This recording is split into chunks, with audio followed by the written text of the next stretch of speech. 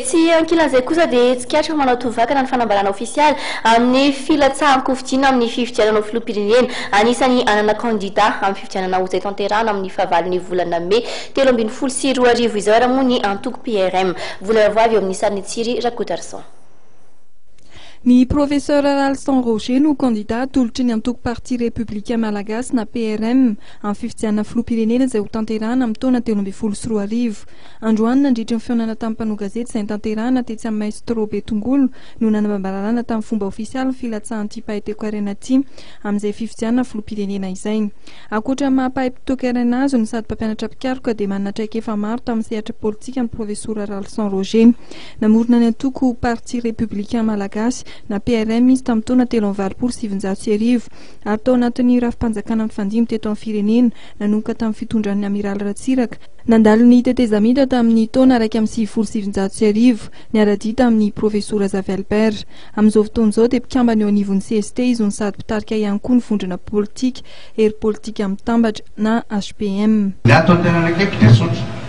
Raha tamin'ny 2020 valo volana ny krizy raha tsy diso amin'izay valo volana ngamba.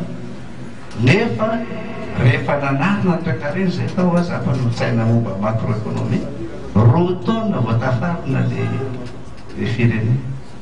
Dia rehefa hiditra amin'ny telo taona ngamba tompo président Ratsiraka eritseritra koa ny tena hoe efa taona ny krizy zao ho firy taona ny narenana an'io. Nefa moa rehefa mifadimika izay rehefa nahita ny namana sy tapaka dia miaina ndraikitra ny voamerany momba ny toekarena sy ny toekarena atao aminay sy ny vola izay taritana ny Ramatoa Aristide izay expert économiste dia natao zany volavolankevitra rehetra dia hoe zao angamba ny afahantsika anarana ny toekarena.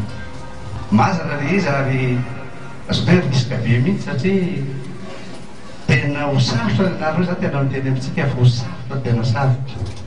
Petsain'ny PRM ary koa tobizan'ny HPM dia hoe tsy dia tsara loatra rehefa tena atao amin'ny avelany fa raha azo atao dia taro-tena ray akoana ny atao. Ahoana ny hevitry ny PRM momba ny fandresendahatra ataon'ny SADC ny tokony tsirotsahan'ny filoha Marc Ravalomanana sy ny Front de Tezamita Andry Rajoelina amin'ny fifidianana amin'ny taona 2024. Mila projet de société ara-dalàna viable à Madagascar, mila olona mpiatra an'izay Madagasikara vitantsony anay any ankoatran'izay kosa angamba tokony mifapetraka hivalina any amin'izay satria tsara loatra le vahoaka ary